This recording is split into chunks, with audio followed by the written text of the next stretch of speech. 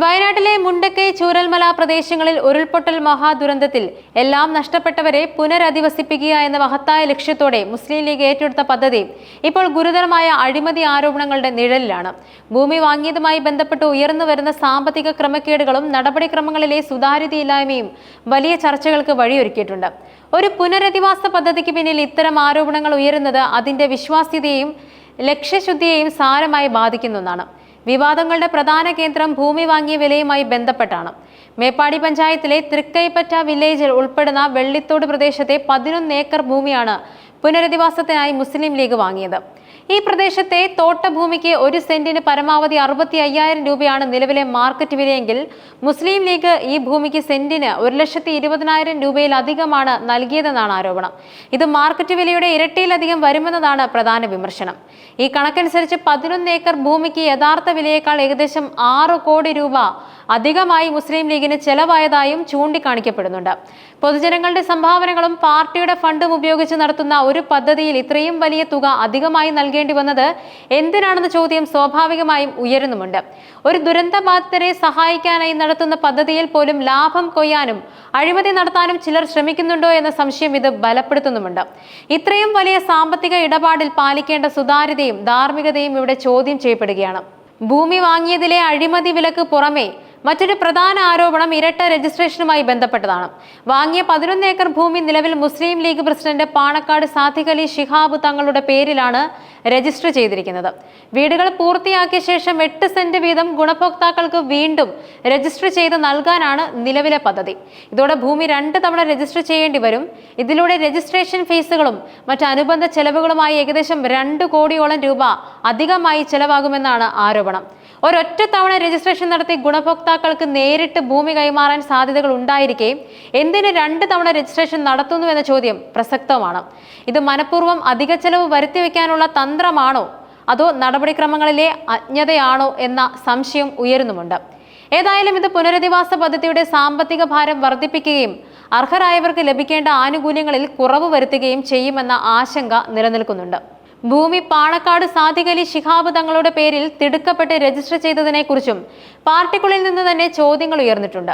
ഒരു പുനരധിവാസ പദ്ധതിക്കായി വാങ്ങുന്ന ഭൂമി പൊതുവായ ട്രസ്റ്റിന്റെയോ പദ്ധതിയുടെയോ ചുമതലയുള്ള കമ്മിറ്റിയുടെയോ പേരിൽ രജിസ്റ്റർ ചെയ്യുന്നതാണ് സാധാരണ രീതി.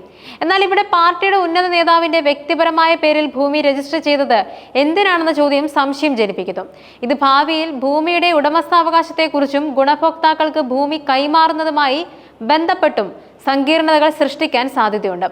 അതേസമയം ഇതേക്കുറിച്ച് ഇപ്പോൾ പ്രതികരിക്കാനില്ലെന്ന് മുസ്ലിം ലീഗ് ജനറൽ സെക്രട്ടറി PMA സലാം അറിയിച്ചത്. ഈ വിഷയത്തിൽ കൂടുതൽ വിശദീകരണങ്ങൾ ആവശ്യമാണെന്നും വ്യക്തമാക്കുന്നുണ്ട്.